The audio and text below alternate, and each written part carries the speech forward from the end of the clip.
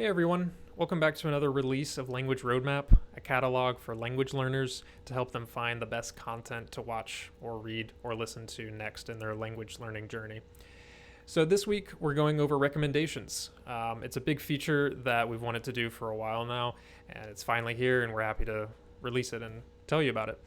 So before I go into it, I wanted to talk about what we currently have and where that's limited in terms of recommendations. So the first iteration was we have the browse page. I'm going to select tags that I like, and then if I wanted to find something that's at my difficulty level, I could sort by difficulty and try to find something that's around what I think is right. This is okay, but there's a lot to sift through, and it's still not taking into account your likes and preferences of what you've already added to your library. The next step was taking a look at individual titles and finding neighboring content. So if I looked at the French dub of Avatar here, I can see that there's similar content that has the same tags or similar difficulty. Other titles, if you've liked them and other people have liked them, you can take a look at what they've liked, etc. And that helps you find good content based off of a single title. But what about all titles in my library? That hasn't really been possible until now. So I want to take a look at recommendations. It's a new tab up here in the header. But before we can see the recommendations, we have to let the site know what languages we're learning. So right now, I haven't set any of that in my profile. And so when we click on recommendations, it's going to tell us that. It says we need to know what languages you're learning first. Head over to your profile settings and pick one or more target languages. So I'm going to do that. We have a new field here that allows you to select one or more target languages. I'm learning French and only French, so I'm just going to select that, save this profile settings. And then now when I head back over to recommendations, I'll see a lot more content come through. So there's a few sections here that I'm going to go over one by one. The first one is pretty similar. Actually, these three are pretty similar to what you see on the single title pages. We have one for likes. So if you've liked something and someone else has liked something, we take a look at what they also like and repeat for however many users that is. We sort by the most popular based off of that. And then there's also based off of overlapping tags. But we also take a look at the tags you like out of your entire library. We take your top 10 and try to find the things that overlap the most, and we sort by that overlap.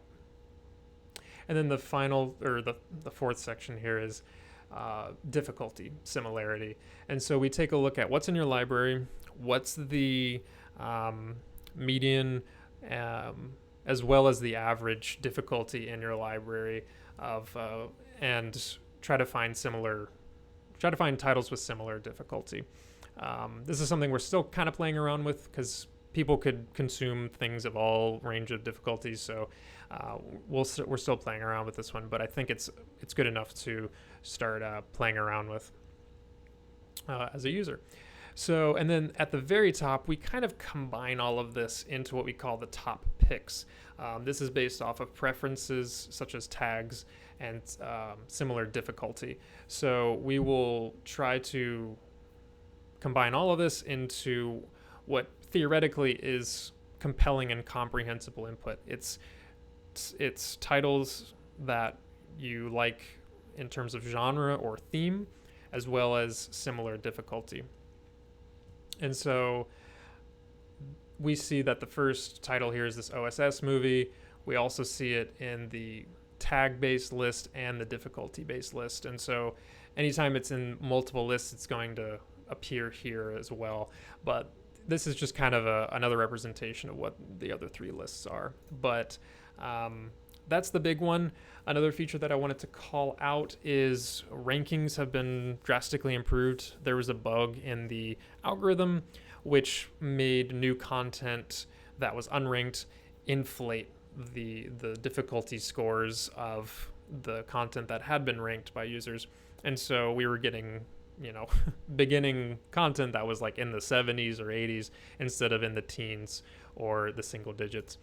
And so that's been fixed and should be a lot better now. We also display the difficulty on the card itself. I might have mentioned that last time. You can also see the learning languages. You can see the languages you're learning on your profile. And yeah, that's about it. The big thing was recommendations. Really happy to get it out and have users test it out and see what they think. Thank you so much for everybody who's checked out the site and contributed, left any feedback, good or bad. I'm looking for it all. Yeah, thanks, and have a good day.